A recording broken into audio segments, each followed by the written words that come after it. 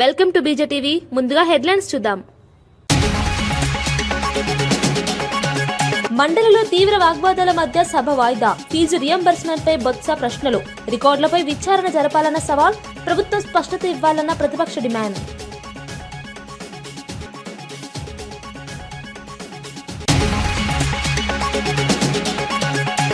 Congress BJP తెలంగాణకు ఉపయోగం లేదన్న కేటీఆర్. అబద్దపు హామీలతో కాంగ్రెస్ అధికారంలోకి వచ్చిందన్న విమర్శ. బీజేపీ రాష్ట్రానికి పనేమీ చేయలేదన్న వ్యాఖ్య. గులాబీ జెండానే తెలంగాణకు రక్షణ అన్న కేటీఆర్.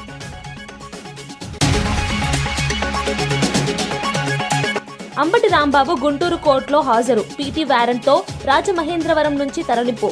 కోర్టు వద్ద భద్రత కట్టుదిట్టం. కేసు రాజకీయ రంగు దాల్చిందన్న వైకాపా.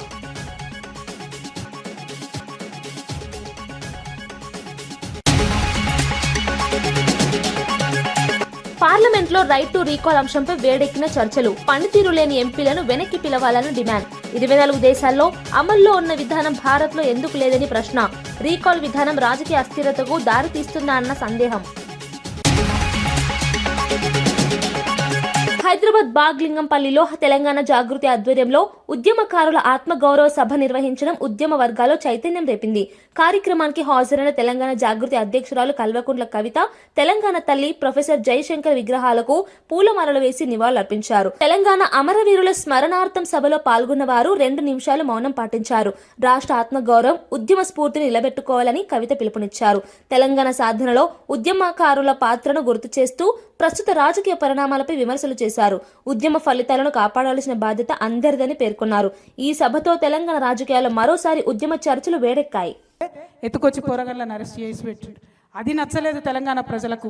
అందుకే అధికారానికి దూరమైన అహంకారం అనేటటువంటిది, ఆ యొక్క సహనశీలత లేకపోవడం అనేటటువంటిది కరెక్ట్ కాదు. మక్తల్ బీజేపీ అభ్యర్థి మహాదేవప్ప ఆత్మహత్యపై మంత్రి వాకిటి శ్రీహరి స్పందిస్తూ తనకు ఎలాంటి సంబంధం లేదని స్పష్టం చేశారు. రాజకీయ లబ్ధి కోసమే తనపై ఆరోపణలు చేస్తున్నారని మండిపడ్డారు. తాను ఎప్పుడు మహాదేవప్పకు ఫోన్ చేయలేదని, కావాలంటే కాల్ డేటా రికార్డులు పరిశీలించుకోవచ్చని సవాల్ విసిరారు. ఈ ఘటనను రాజకీయ రంగంలోకి లాగి దుష్ప్రచారం చేస్తున్నారని ఆరోపించారు. విచారణలో నిజాలు వెలుగులోకి వస్తాయని తెలిపారు. మరోవైపు బీజేపీ నాయకులు మాత్రం ఇది ఒత్తిడి వల్ల జరిగిన ఘటన అని ఆరోపిస్తున్నారు. ఈ విషయంలో పూర్తి స్థాయి దర్యాప్తు జరగాలని అన్ని వర్గాలు డిమాండ్ చేస్తున్నాయి. ఘటన రాజకీయంగా పెద్ద దుమారం రేపుతోంది. నామినేషన్ ప్రక్రియ కంటే ముందు గానీ ఇప్పటి వరకు గానీ ఒక్కసారి ఆయన ఫోన్ కించి నాకు ఫోన్ వచ్చింటే, లేదా నా ఫోన్ కించి ఆయనకు ఫోన్ పోయింటే, అంత అలిగేషన్ ఏది నేను బెదిరించానంటున్నారు కదా, పోయింటే, లేదా నా 32 ఏళ్ల రాజకీయ జీవితంలో నేను ఎవరైనా బెదిరించి ఉంటే రాజకీయాల్లో నేను శిక్షకు అర్హుణ్ణి. ఫోన్ కాల్ పోయినా కూడా శిక్షకు అర్హుణ్ణి. నేనేమి మంత్రి అయినంత మాత్రాన చట్టానికి అతీతుడిని కాదు. కానీ రాజకీయ లబ్ధి కోసము చనిపోవడానికి గల కారణాన్ని వెతికి తీయకుండా, చనిపోయిన కుటుంబం గురించి ఆలోచన చేయకుండా ఈడికెళ్ళి పార్లమెంట్ వరకు మాట్లాడి ఏదో నేను తప్పు చేసినట్టు క్రియేట్ చేయడం అనేది ఎంతవరకు సమంజసమని గుర్తుపెట్టుకోవాల్సిన అవసరం ఉంది. అదంతా ఒకటే కుటుంబం సంబంధించినటువంటి వ్యక్తులు. ఎస్టీ రిజర్వ్ వచ్చింది కాబట్టి మక్తల్ మున్సిపాలిటీలో వార్డు 6లో మహాదేవప్ప చనిపోయాడు.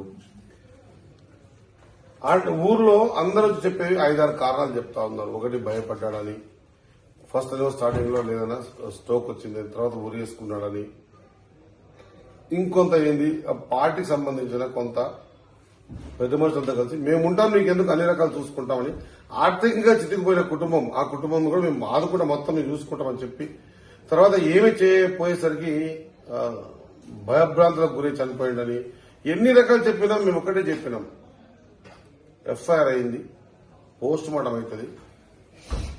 సారీ అండి. అయినప్పుడు కారణం ఒకవేళ ఏ చిన్న 0.001% కారణం నేను అని తెలిస్తే నేను మీడియా ముందర చెప్తా ఉన్నా, దేనికైనా సిద్ధమే. నా జీవితంలో ఒకరిని ఇబ్బంది పెట్టే జీవితం గడపలేదు, నేను గడపను కూడా. సాటి వ్యక్తి కింద పడితే నేను చూసి తట్టుకోలేను, అటువంటిది ఒక వ్యక్తిని చంపడానికి కారణమవుతానే అని వాళ్ళు క్రియేట్ చేయడం అనేది వాళ్ళ విఘ్నతకి వదిలేస్తా. ఎందుకు దీన్ని ఇంత హల్చల్ చేసి ఇంత చేసి లాస్ట్కి ఏమన్నారు, సొంత బిడ్డ కొడుకు ఏమన్నారు, ఇటు అందరి తప్పు. మా అమ్మ చెప్పింది కూడా కరెక్ట్ కాదు, మేము చెప్తా ఉన్నాం. నాకు తెలిసింది ఏంటంటే మేము చెప్తా ఉన్నాం మా నాన్న భయపడ్డాడు అని. ఈ విధంగా రాజకీయ లబ్ధి కోసం ఇంతవరకు దిగజారే ఆలోచన చేసిండ్రు అంటే నిజంగా కూడా ఇంకా ఎంతవరకు దిగజారుతాం రాజకీయాల కోసం నాకైతే తెలియదు. కానీ నా మాట చెప్తా ఉన్నా, ముందు మన ఉత్తరాంధ్ర అభివృద్ధికి కీలకంగా భావిస్తున్న ఆర్సిలార్ మిత్తల్ ప్రాజెక్టు రాష్ట్రానికి రానుందని మంత్రి లోకేష్ తెలిపారు. విశాఖలో రెండో స్టీల్ సిటీ నిర్మాణానికి భూములు కేటాయించామని చెప్పారు. ఏపీకి పెట్టుబడులు రాకుండా వైసీపీ కుట్ర పన్నిందని ఆరోపించారు. టీసీఎస్, కాగ్నిజెంట్ వంటి సంస్థలకు భూములు ఇవ్వడం తప్ప అని ప్రశ్నించారు. గత పాలనలో విశాఖకు ఒక పెద్ద కంపెనీ కూడా తీసుకురాలేదని విమర్శించారు. పరిశ్రమలు రాకపోతే ఉపాధి అవకాశాలు ఎలా పెరుగుతాయని అన్నారు. రాష్ట్ర అభివృద్ధి కోసం పారిశ్రామిక పెట్టుబడులు అవసరమని, అందుకు ప్రభుత్వం చురుకైన చర్యలు తీసుకుంటోందని తెలిపారు. ప్రాజెక్టు అమలు దశలోకి వస్తే ప్రాంతీయ ఆర్థిక వ్యవస్థకు ఊతమిస్తుందని పేర్కొన్నారు. సిటీస్ కడుతున్నాం, గ్లాస్ సిటీ వస్తుంది, ఎలక్ట్రానిక్ సిటీ వస్తుంది, renewable energy city. We're building now solar cell manufacturing, ingot wafer manufacturing city, ఈ మొత్తం డ్రోన్ సిటీ, ఇట్లా సుమారుగా 22 క్లస్టర్స్ అధ్యక్ష. స్పేస్ సిటీ అధ్యక్ష 300 ఎకరాలు ఇచ్చాం అధ్యక్ష. స్కై రూట్ అనే సంస్థకి 300 పైచిలుగా ఎకరాలు మేము వాళ్ళకి భూమి ఇచ్చాం. ఎందుకు ఇచ్చాం? వాళ్ళు టెక్నాలజీ తయారు చేయాలి, లాంచింగ్ చేయాలి, ఆ ల్యాండ్ అవసరం అధ్యక్ష. స్పేస్ సిటీ మొత్తం ఏర్పాటు చేయాలి అధ్యక్ష. లాస్ట్ పాయింట్ ఇది ఏంటంటే ఒక్కొక్క సిటీ అనేది క్లస్టర్ అప్రోచ్గా తీసుకుంటున్నాం. క్లస్టర్ అప్రోచ్ ఏంటంటే మొత్తం ఎకో సిస్టమ్ ఆ క్లస్టర్లోకి రావాలి అధ్యక్ష. ఒక ఉదాహరణ సెల్ ఫోన్లో ఇప్పుడు స్క్రీన్ తయారు చేసేవాళ్ళు కావాలి, హౌసింగ్ తయారు చేసేవాళ్ళు కావాలి, కెమెరా లెన్స్, కెమెరా మాడ్యూల్ తయారు చేసేవాళ్ళు కావాలి, చివరికి కార్డ్బోర్డ్ బాక్స్ తయారు చేసేవాళ్ళు కావాలి, యాక్సెసరీస్ తయారు చేసేవాళ్ళు కావాలి అధ్యక్ష. చైనా సక్సెస్ స్టోరీ అదే. వాళ్ళు సిటీస్ తయారు చేశారు, toy city, electronic city, drone city, ఆ ఈవీ కార్ సిటీ, ఇట్లా ఎకో సిస్టమ్స్ క్లస్టర్స్ అన్ని వచ్చినాయి కనుకనే వాళ్ళంతా చౌక్గా తయారు చేసి గ్లోబల్ మ్యానుఫ్యాక్చరింగ్ హబ్గా వాళ్ళు తీర్చిదిద్దుకున్నారు అధ్యక్ష. వాళ్ళని ఇలా ఆదర్శంగా తీసుకుని we have to build it. మన ఎకో సిస్టమ్ బిల్డ్ చేయాలి. ఇది వర్టికల్ అధ్యక్ష. హారిజాంటల్ లాస్ట్ పాయింట్ హారిజాంటల్ అధ్యక్ష ఎడ్యుకేషన్ అధ్యక్ష. నా డిపార్ట్మెంట్ కీలకమైన పాత్ర ఉంది అధ్యక్ష. We have to improve our curriculum, we have to focus. Second, testing facilities అధ్యక్ష. ఇప్పుడు సోలార్ సెల్ మ్యానుఫ్యాక్చరింగ్ కదా, ఇది టెస్ట్ చేయాలి. టెస్టింగ్ ఫెసిలిటీస్ తర్వాత సర్టిఫికేషన్ ఫెసిలిటీస్, ఇది మొత్తం ఎకో సిస్టమ్ ఏర్పాటు చేయాలి అధ్యక్ష. లాస్ట్ 2 పాయింట్స్ అధ్యక్ష. ఏసీ మ్యానుఫ్యాక్చరింగ్లో అధ్యక్ష ఈరోజు ఆంధ్ర రాష్ట్రం భారతదేశంలో 100 ఏసీలు తయారవుతే 50% ఆంధ్ర రాష్ట్రం నుంచి వస్తున్నాయి అధ్యక్ష. 50% అధ్యక్ష. గౌరవ మంత్రి గారు టీజీ భరత్ గారు ఎల్జీ, బ్లూ స్టార్, డైకన్తో ఒప్పందం కుదుర్చుకున్నారు అధ్యక్ష. ఈ రెండు రాబోయే 18 నెలల్లో పూర్తవుతాయి అధ్యక్ష. అది 70% వెళ్తుంది అధ్యక్ష. ఆ అసోసియేషన్తో మేము కలిసినప్పుడు అధికారంలోకి వచ్చినప్పటి నుంచి సచివాలయ ఉద్యోగులపై సీఎం చంద్రబాబు కక్ష సాధింపులకు పాల్పడుతున్నారని వైఎస్ఆర్సీపీ అధికార ప్రతినిధి కారుమూరు వెంకటరెడ్డి ఆరోపించారు. శివరాత్రి రోజున తెల్లవారుజామున 4 గంటల నుంచి అర్ధరాత్రి వరకు ఉద్యోగులను టాయిలెట్ వద్ద డ్యూటీలు వేయడం అవమానకరమని విమర్శించారు. ఇది పరిపాలన అవసరం కాదని, ఉద్దేశపూర్వక వేధింపులేనని పేర్కొన్నారు. ప్రభుత్వ ఉద్యోగులను గౌరవించాల్సిన ప్రభుత్వం వారిని ఇబ్బందులకు గురి చేయడం తగదన్నారు. ఉద్యోగుల ఆత్మగౌరవాన్ని దెబ్బతీసే విధంగా వ్యవహరిస్తే తగిన ప్రతిస్పందన ఉంటుందని హెచ్చరించారు. సచివాలయ సిబ్బందికి సరైన పని విభజన, మానవీయ దృష్టికోణం అవసరమని సూచించారు.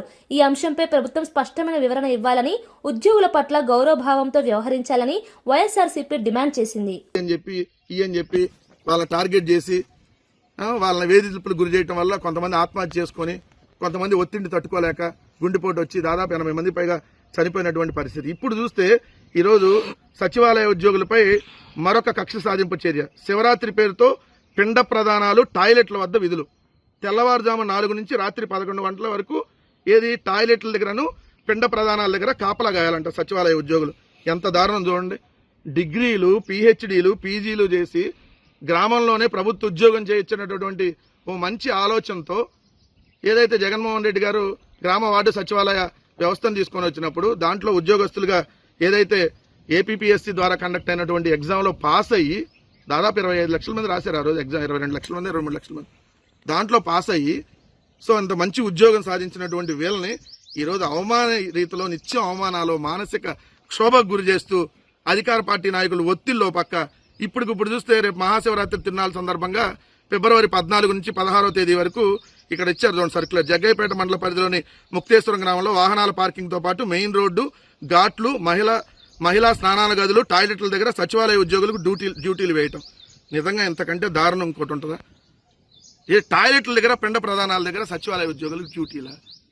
ఏం చంద్రబాబు నాయుడు గారు, నీకు మైండ్ ఏమన్నా అసలు పనిచేస్తుందా? మతుండే మీరు వ్యవహరిస్తున్నారా? అసలు ఎక్కడన్నా ఇట్లాంటిది ఉంటుందా దారుణం? ఇప్పటికే ఉద్యోగస్తులు చచ్చిపోతున్నారు మీ వల్ల. ఇంకా ఎంతమందిని చంపుతారు? మీకు ఆ సినిమాలో ఎస్జే సూర్య ఉంటాడు కదా, మహేష్ బాబు సినిమాలో, అంత జనాలందరూ ఏడుస్తా ఉంటే అతనికి రాక్షస ఆనందం కలుగుతా ఉంటుంది. మీకు కూడా అలానేమో జనాలందరూ చచ్చిపోతా ఉంటే, అంత ఎక్కువ మంది చచ్చిపోతే చంద్రబాబు నాయుడు గారికి అంత ఆనందం కలిగిద్దేమో. అందుకనేనా ఈ డ్యూటీలు? ఇప్పటికైనా ఈ నిర్ణయాన్ని విరమించుకోండి. సచివాలయ ఉద్యోగుల మీద ఒత్తిడి తగ్గించండి. రాజేంద్రనగర్ నియోజకవర్గాన్ని హైదరాబాద్ కార్పొరేషన్ లో కలపడం అన్యాయమని బీఆర్ఎస్ నాయకుడు పట్లోల కార్తిక్ రెడ్డి తీవ్రంగా వ్యతిరేకించారు. ఈ నిర్ణయం వల్ల నియోజకవర్గం తన ప్రత్యేక అస్తిత్వాన్ని కోల్పోతుందని, రాజకీయంగా మరియు అభివృద్ధి పరంగా నష్టపోతుందని అన్నారు. ఇప్పటికే 2 నెలలుగా అఖిలపక్షంగా ఆందోళన చేస్తున్నామని, స్థానిక ఎమ్మెల్యేకు లేఖ ఇచ్చామని తెలిపారు. ప్రజల అభిప్రాయాలను పట్టించుకోకుండా ప్రభుత్వం ఏకపక్ష నిర్ణయం తీసుకుందని విమర్శించారు. ఈ నిర్ణయాన్ని వెంటనే వెనక్కి తీసుకోకపోతే పెద్ద ఎత్తున ఉద్యమం చేపడతామని హెచ్చరించారు. స్థానిక అవసరాలు, మౌలిక వసతుల అభివృద్ధి, ప్రాతినిధ్యం వంటి అంశాలను పరిగణలోకి తీసుకోవాలని డిమాండ్ చేశారు. రాజేంద్రనగర్ ప్రజల ఆత్మగౌరవాన్ని కాపాడేందుకు పోరాటం కొనసాగిస్తామని స్పష్టం చేశారు. నిన్న ప్రభుత్వ ఉత్తరాలు అంటే గవర్నమెంట్ జియో ఒకటి బయటికి రావడం జరిగింది. ఈ విషయం నేను 2 నెలల కిందటనో, దాదాపు నెలన్నర కిందటనో మీ అందరి మధ్యలో మీ ద్వారా ప్రభుత్వాన్ని తెలియజేసి పెద్ద ఎత్తున నిరసన కార్యక్రమాలు కూడా నియోజకవర్గం స్థాయిలో చేసి ప్రభుత్వానికి, ప్రజలకు ఈ తీసుకున్న నిర్ణయం వల్ల జరిగిన నష్టాన్ని వివరించే ప్రయత్నం మనం ఎప్పుడో చేశాం. ప్రభుత్వానికి తెలియదనేది ఏం లేదు, ఇక్కడ ఉన్న ప్రజలకి దీని పట్ల స్పష్టత లేదని కూడా లేదు. మనం ముందే దీని గురించి మాట్లాడినాం. ఎమ్మెల్యే గారి దగ్గరికి కూడా అఖిలపక్షంగా మా పార్టీకి సంబంధించిన కొంతమంది నాయకులే కానీ వివిధ పార్టీలకు సంబంధించిన నాయకులు పోయి ఎమ్మెల్యే గారికి కూడా విజ్ఞప్తి చేయడం జరిగింది. నాకు తెలిసి ఎమ్మెల్యే గారు కూడా ప్రభుత్వానికి ఒక లెటర్ కూడా రాయడం జరిగింది. దీన్ని ఇట్లా జిహెచ్ఎంసీలో దీన్ని విలీనం చేయకుండా దీన్ని రాజేంద్ర నియోజకవర్గాన్ని సైబరాబాద్లో పెట్టాలను మళ్ళీ ఎమ్మెల్యే గారు ఏం లెటర్ రాసిందో ఆయన కూడా ఒక లెటర్ రాయడం జరిగినట్టు నాకు తెలిసింది. మొదటి నుంచి మనం చెప్తున్నది ఈ విషయంలో స్పష్టంగా 2 విషయాలు.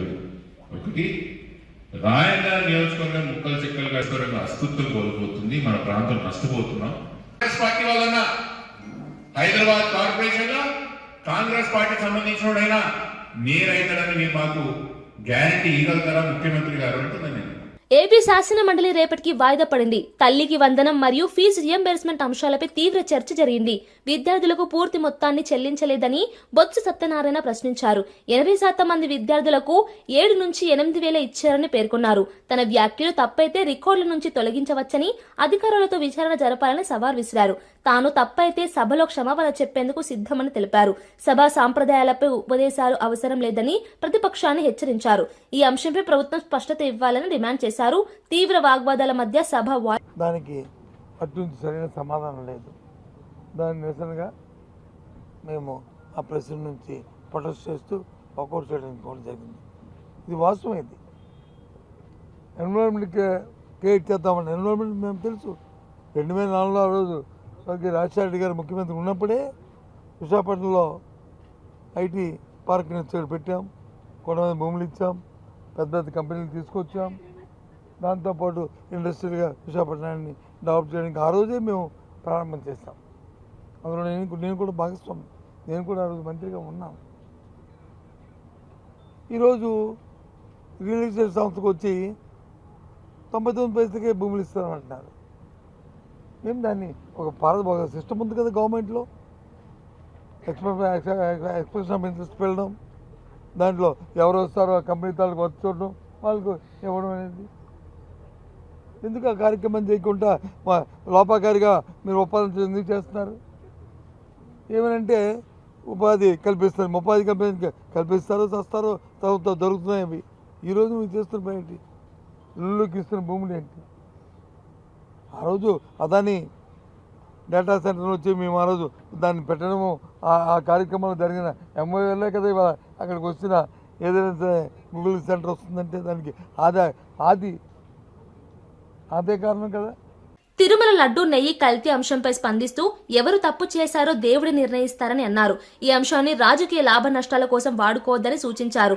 పార్టీలో పదవుల గురించి తాను అడగలేదని, అన్ని పార్టీ అధినేత పవన్ కళ్యాణ్ నిర్ణయమని తెలిపారు. ప్రజా సమస్యలపై కేంద్రీకరించి పనిచేస్తానని చెప్పారు.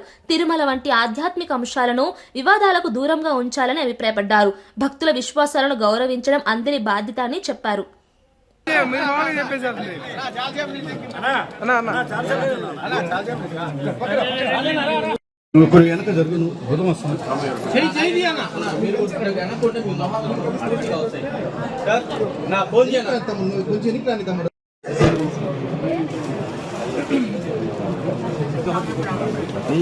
నా ముందు పెడతావు కెమెరా చూడు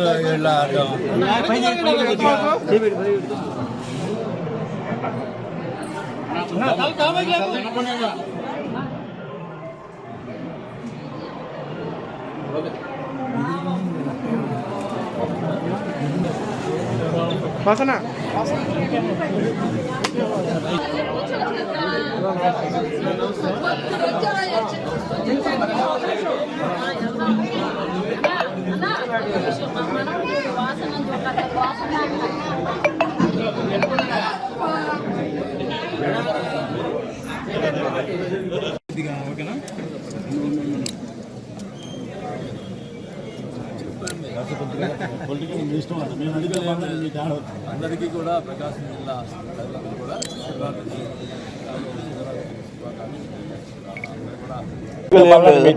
అందరికీ కూడా ప్రకాశం జిల్లా ప్రజలందరూ కూడా రాబో శివరాత్రికి శుభాకాంక్షలు తెలియజేసుకుంటా ఉన్నాం. అందరూ కూడా సుఖ సంతోషాలతో ఉండాలని చెప్పి ఆ భగవంతుని కోరుకుంటా ఉన్నాం.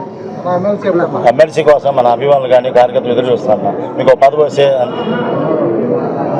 అది టైం వచ్చినప్పుడు వస్తుంది అంతే. ఏమైనా జిల్లా అధ్యక్షులకి ఏమన్నా అవకాశం ఉందన్న ఒకవేళ 3 జిల్లాల కోఆర్డినేషన్ ఇస్తాను జనసేన పార్టీ నుంచి. అది జిల్లాలకి ఎవరు నేనేమి అడగలేదు అబ్బా, ఏం లేదు. అది పవన్ కళ్యాణ్ గారి ఇష్టం అంతవరకే. కాంగ్రెస్ బీజేపీ రెండూ తెలంగాణకు ఉపయోగం చేయలేదని బీఆర్ఎస్ వర్కింగ్ ప్రెసిడెంట్ కేటీఆర్ విమర్శించారు. కాంగ్రెస్ అబద్దపు హామీలతో అధికారంలోకి వచ్చిందని, బీజేపీ 12 ఏళ్లుగా రాష్ట్రానికి 12 పైసల పని చేయలేదని ఎద్దేవా చేశారు. తెలంగాణకు నిజమైన రక్షణ గులాబీ జెండానేనని, కేసీఆర్ నాయకత్వమే రాష్ట్రానికి శ్రీరామ రక్ష అని అన్నారు. ప్రజల ఆత్మగౌరవాన్ని కాపాడే పార్టీ బీఆర్ఎస్ మాత్రమేనని పేర్కొన్నారు. వచ్చే ఎన్నికల్లో గులాబీ జెండా ఎగరవడం ఖాయమని ధీమా వ్యక్తం చేశారు. తెలంగాణ అభివృద్ధి కోసం స్థానిక నాయకత్వమే అవసరమని స్పష్టం చేశారు. నేను కూడా వస్తా, సీనన్న కూడా వస్తాడు, కృష్ణన్న కూడా వస్తాడు. డివిజన్ బై డివిజన్ ఎమ్మెల్యే లేడని భయపడకుని మీకు కృష్ణారావు గారు ఉన్నారు, ఆయన అన్నిటికీ అండగుంటాడు. సీనన్న ఉన్నాడు, నేనున్నా, అందరం హైదరాబాద్నే ఉంటాం. మీరు ఎప్పుడు పిలిస్తే అప్పుడు ఉరికొస్తాం. కానీ ఒక్క మాట నేను ముగించే ముందు మీకు చెప్పేది, చదువుకున్న పిల్లలు, విజయ్ కుమార్ రెడ్డి లాంటి పిల్లలు ఇంకా ఎంతమంది ముంగటికొస్తే మనకు అంత లాభం జరుగుతుంది.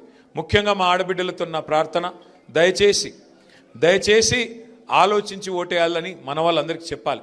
ఎందుకంటే వైకాపా నేత మాజీ మంత్రి అంబటి రాంబాబును పోలీసులు రాజమహేంద్రవరం నుంచి గుంటూరుకు తరలించారు. 2023 సంక్రాంతి సంబరాల సందర్భంగా జరిగినట్లు ఆరోపణలున్న అక్రమ వసూళ్ల కేసులో పీటీ వారెంట్ జారీ కావడంతో ఆయన్ను గుంటూరు కోర్టులో హాజరుపరిచేందుకు తీసుకొచ్చారు. కోర్టు ఆవరణలో పోలీస్ వాహనంలో ఉన్న అంబటి రాంబాబు తగ్గేదేలే అంటూ నినాదాలు చేయడం, వాహనం దిగిన తర్వాత డోంట్ టచ్ మీ అని పోలీసులతో వ్యాఖ్యానించడం చర్చనీయాంశమైంది. కోర్టు పరిసరాల్లో భద్రతను కట్టుదిట్టం చేశారు. ఈ కేసు రాజకీయ రంగు దాల్చగా వైకాపా నేతలు ఇది రాజకీయ వేధింపులేనని ఆరోపిస్తున్నారు.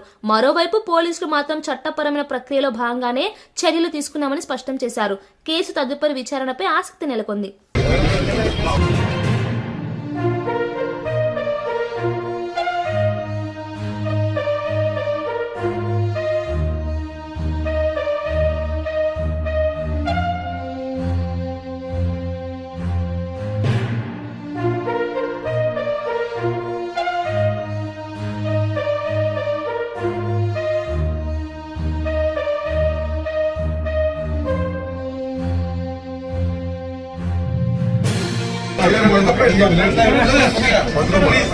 Don't touch me. Okay.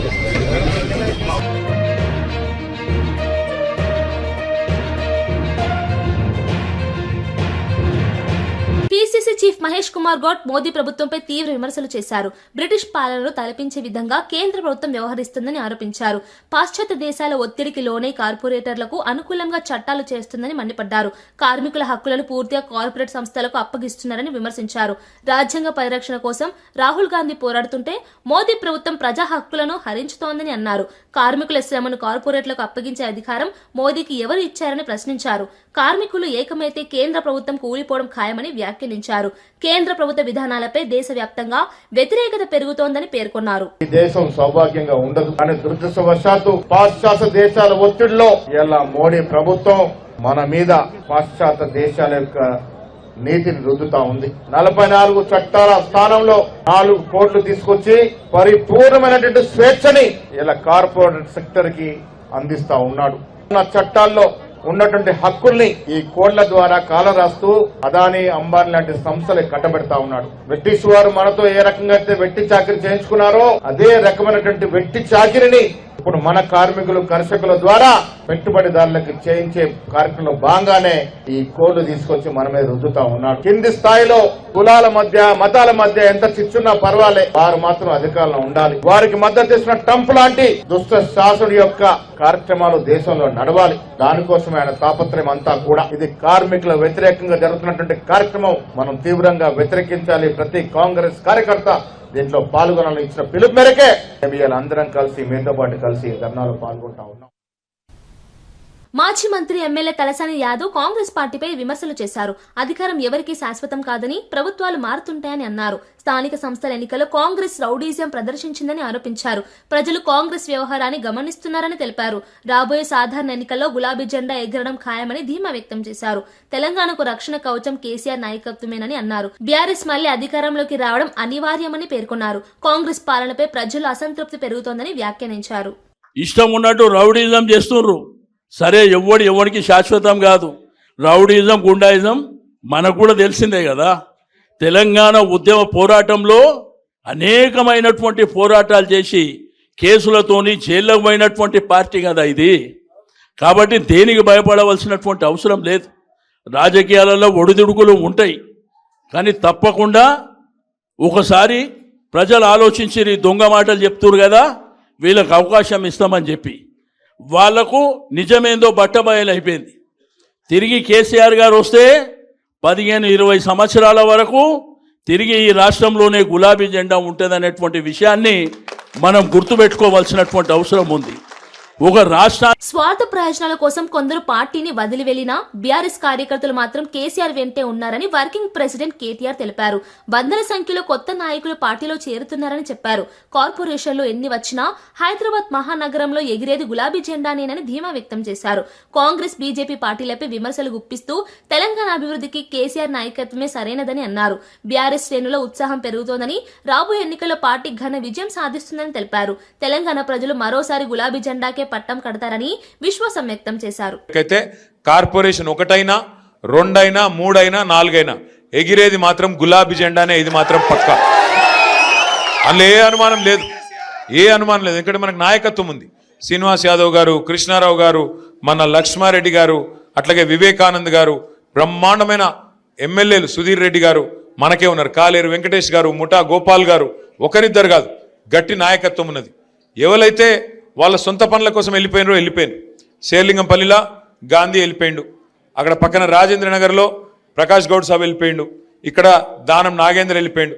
పోయినోళ్ళు పోయినరు, కానీ బంగారమ్మ కొత్త నాయకులు మళ్ళీ తిరిగి కేసీఆర్ గారి నాయకత్వంలో హైదరాబాద్ మహానగరంలో పార్లమెంట్లో MP Raghav Chadha right to recall అంశాన్ని లేవనెత్తడం దేశవ్యాప్తంగా చర్చకు దారితీసింది.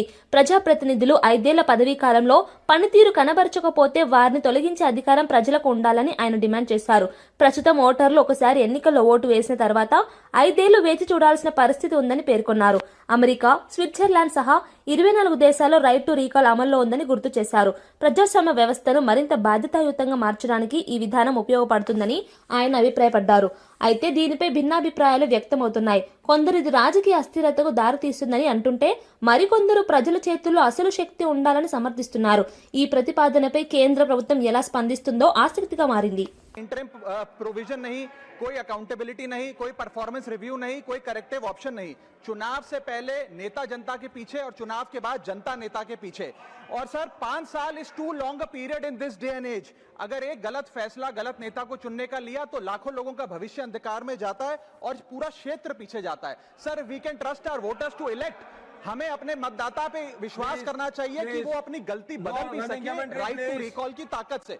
Sir, let me clarify that right to recall is not a weapon against politicians. It is an insurance policy for democracy. और भारत के संविधान में जब आप राष्ट्रपति को इंपीच कर सकते हैं टेन्योर के दौरान, उपराष्ट्रपति को हटाने का प्रावधान है, जजों को इंपीच करने के लिए प्रोसेस लेट डाउन है, यहां तक कि रूलिंग गवर्नमेंट के खिलाफ नो कॉन्फिडेंस मोशन लाकर आप सरकार बर्खास्त कर सकते हैं। तो एमपी एमएलए अगर आपका नॉन परफॉर्मिंग है तो उसको हटाने के लिए क्यों नहीं राइट टू रिकॉल मतदाता को देना चाहिए। दुनिया की 24 से ज्यादा डेमोक्रेसीज में राइट टू रिकॉल का मैकेनिज्म लागू है, जिसमें यूएस, कनाडा, स्विट्जरलैंड जैसे देश है। मैं आपको उदाहरण देता हूं सर कैलिफोर्निया में एक गवर्नर क्रिस डेविस नाम के नेता 2002 में चुने गए। उनके कार्यकाल में मैसिव पावर कट हुए, एनर्जी क्राइसिस हुआ, बजट की मिसमैनेजमेंट और गन शूटिंग की वारदातें हुई। उसके चलते 1.3 मिलियन कंस्टिट्यूएंट्स ने एक पिटीशन साइन करके दी कि इन्हें रिकॉल किया जाए। वहां के चुनाव आयोग ने रिकॉल वोट कराया 7 अक्टूबर 2003 को, और 55% मतदाताओं ने वोट किया कि इस नेता को बर्खास्त किया जाए। ग्रे डेविस को हटाया गया और आर्नल्ड श्वार्ज़नेगर को वहां पे गवर्नर बनाया गया। सर मैं बता दूं कि हिंदुस्तान में भी इसका प्रेसिडेंट है।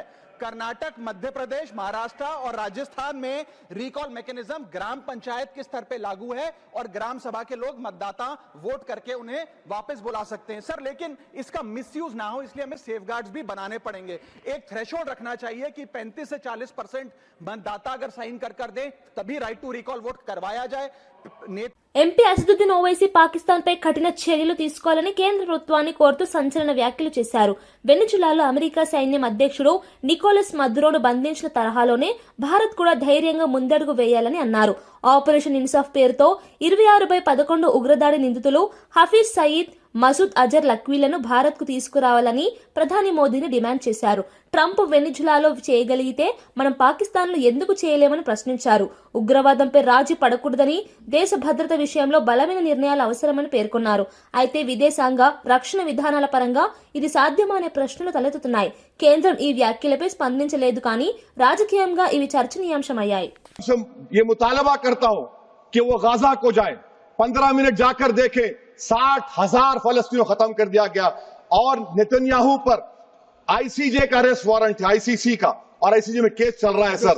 तो मैं आपसे मुतालबा करता हूं कि वजीर आजम गाजा के बारे में देखे। मैं ज़ायनिज़्म मुर्दाबाद बोलता हूं, भारत जिंदाबाद।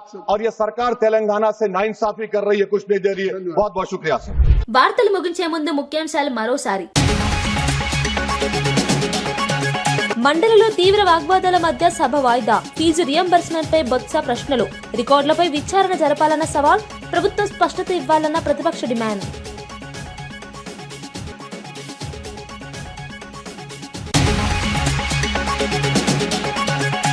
కాంగ్రెస్ బీజేపీ తెలంగాణకు ఉపయోగం లేదన్న కేటీఆర్. అబద్దపు హామీలతో కాంగ్రెస్ అధికారంలోకి వచ్చిందన్న విమర్శ.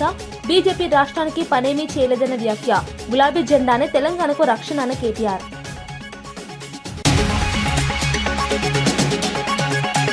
అంబటి రాంబాబు గుంటూరు కోర్టులో హాజరు. పీటీ వారెంట్తో రాజమహేంద్రవరం నుంచి తరలింపు.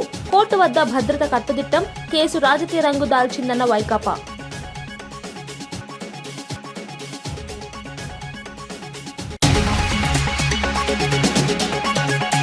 పార్లమెంట్లో రైట్ టు రీకాల్ అంశంపై వేడెక్కిన చర్చలు. పనితీరు లేని ఎంపీలను వెనక్కి పిలవాలని డిమాండ్. 24 దేశాల్లో అమల్లో ఉన్న విధానం భారత్లో ఎందుకు లేదని ప్రశ్న. రీకాల్ విధానం రాజకీయ అస్థిరతకు దారితీస్తుందా అన్న సందేహం. ఈనాటి వార్తా విశేషాలు మరో బులెటిన్లో మళ్ళీ